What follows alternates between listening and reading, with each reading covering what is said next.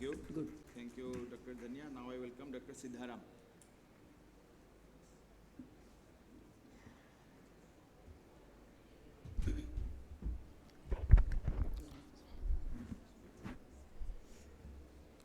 Good morning. My topic of presentation is ocular manifestations and visual field changes in intracranial tumors. It is a prospective observational study. Ocular manifestation occurs more frequently in intracranial space occupied. Ophthalmic signs and symptoms form a major part of presentation. It is most of the time it is due to raised intraocular pressure. Presenting complaints most of the time is diplopia and defective vision. Other ocular signs such as papilledema, abducent nerve, facial nerve palsies. Most of the time here for ophthalmic presentation, headache and defective vision. And ophthalmologist plays important role in diagnosis and referring of the patients. CT and MRI approach help in early diagnosis and planned management. The purpose of this investigation to assess the types and site of intracranial tumor that cause neuro-ophthalmic manifestation, visual field test to assess the type of field defects and correlate with the tumor. Aim of the test study the various ocular manifestation patients with intracranial space occupied lesions and visual field defects caused by intracranial space occupied tumors. It is done in AIMS BB Nagar around 2 years, and you are included patient with radiologically proven intracranial tumors and give consent for study, and excluded for uncooperative patients with deteriorating general conditions or marked behavioral changes. Methodology: in each patient's clinical evaluation done after detailed history, complete examination of CNS included higher functions, cranial nerves, motor system, sensor system, cerebellar system is done. For ophthalmic examination, we examined the Snellen chart, color vision with Ishara chart, pupillary reactions, extraocular movements, and corneal reflex, and slit lamp examinations for all patients.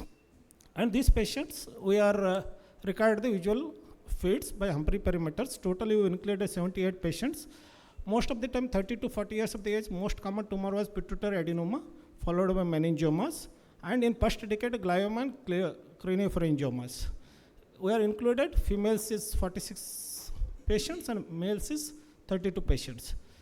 Here, most of the time, these patients comes with ophthalmic department, around 52%, followed by the neurology and medicine. Presenting complaints is headache, defective vision, and diplopia in 9% of the patients. These patients, visual acuity, around 6 by 16, 20% patients, and 612 to 6 by 60, 34% of the patients, and 6/6 in 36%, and less than 6 by 16, 16% of the patients. On examination, there is 2 patients presents with ptosis, proptosis in 3 patients. On entry segment examination, there is internuclear ophthalmology in 2 patients and nystagmus in 6 patients. There is 27% of the patients with 6 nerve palsy and 20% in facial nerve palsy. Pupillary defect on that swinging flash test, that shows 28% of the people shows RAPD. Fundus examination, 38% presents with papilledema and 20% with optic atrophy. Most of the time, posterior fossa tumors present with papilledema earlier than pituitary tumors.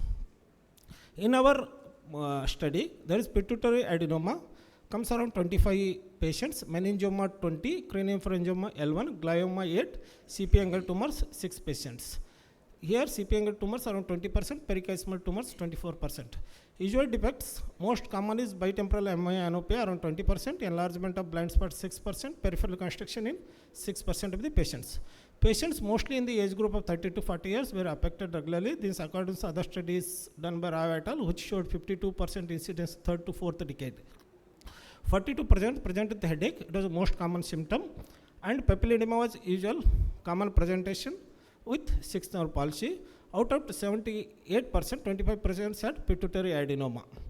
Visual field is seen in most of the patients, out of which bitemporal image frequently documented. Totman et al. Noted visual fields affect more frequently than visual fields. Perichiasmal tumors were point to the most common regular tumor.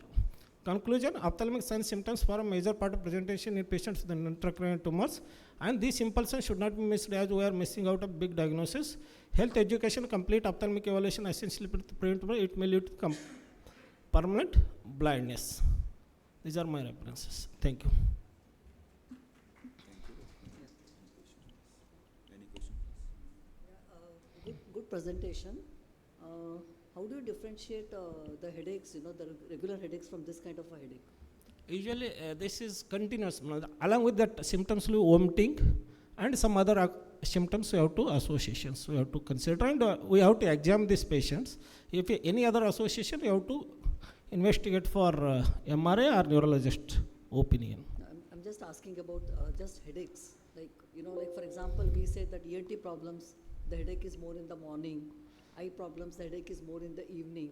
So this headache, is it a throbbing headache or it's Throbbing type of headache.